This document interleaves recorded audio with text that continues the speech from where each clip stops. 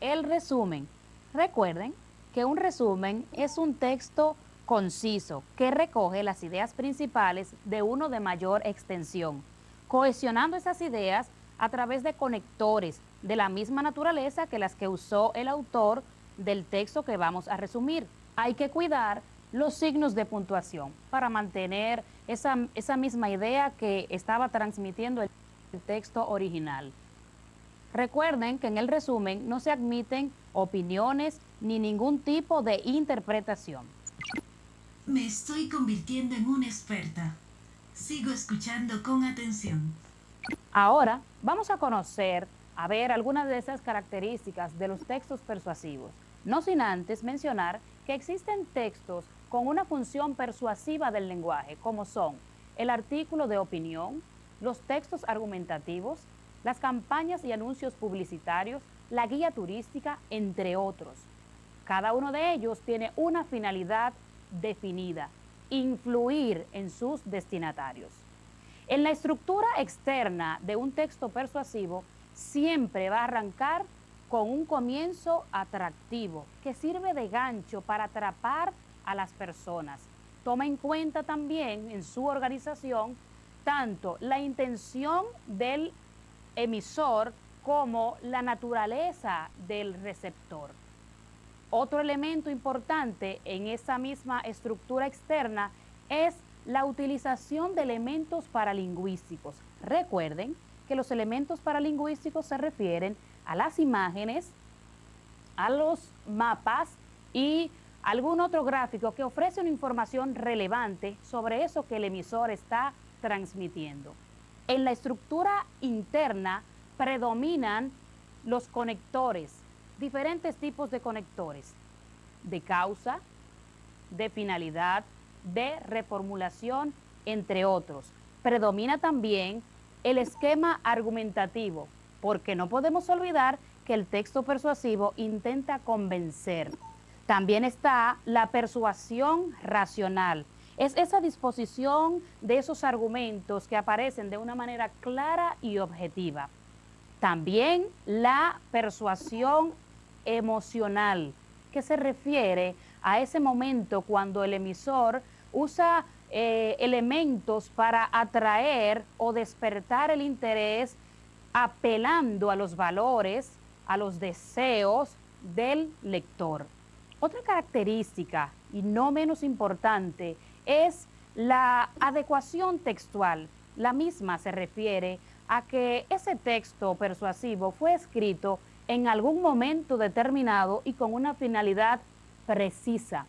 Asimismo, la coherencia no puede faltar, que se refiere a la unión que debe existir entre las ideas de un párrafo. Estas van a ir conectadas de una manera lógica y ordenada con conectores o signos de puntuación, lo que permitirá una mejor comprensión del texto. Y por último, la cohesión. ¿A qué me refiero entonces con la cohesión?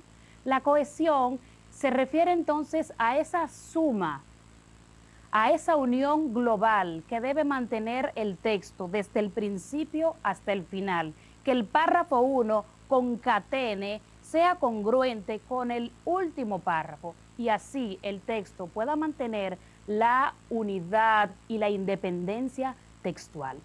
Estas son las características principales de un texto persuasivo.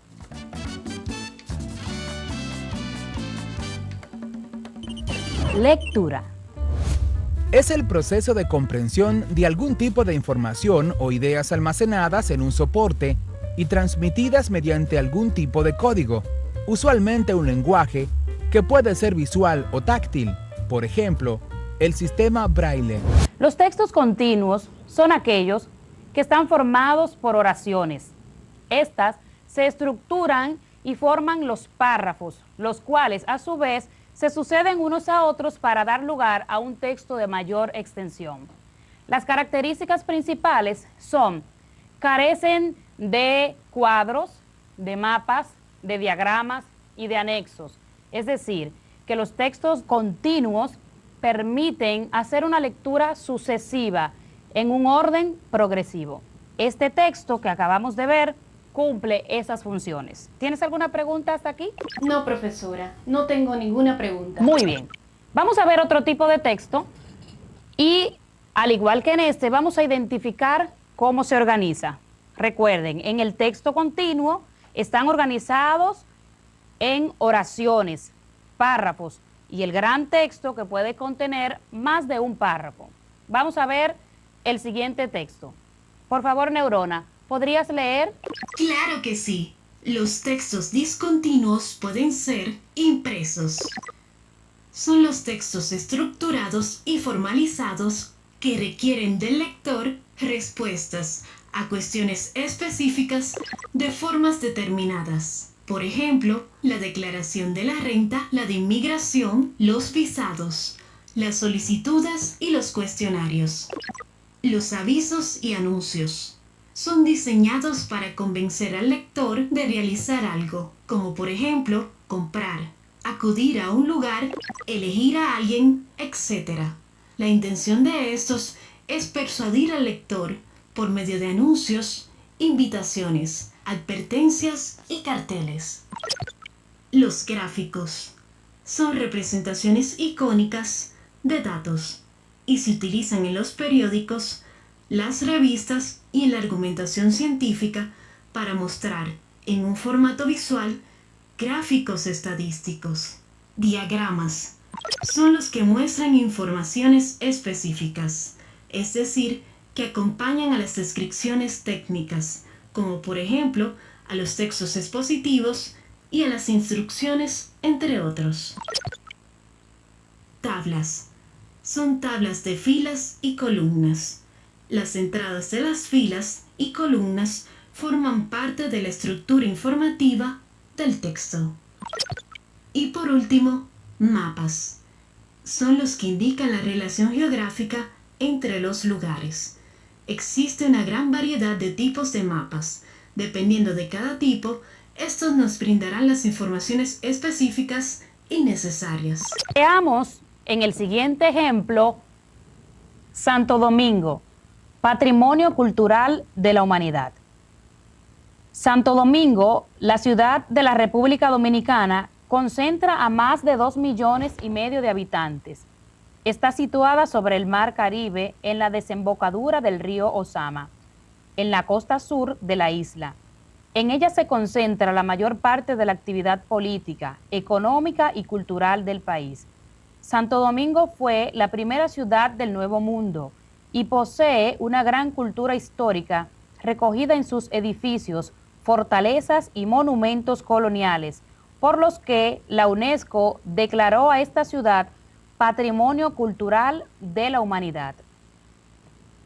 Hablando de niveles de lectura, y estos 3 niveles, literal, inferencial y crítico, pudiéramos analizar en este texto que hemos tenido ahora estos 3 niveles.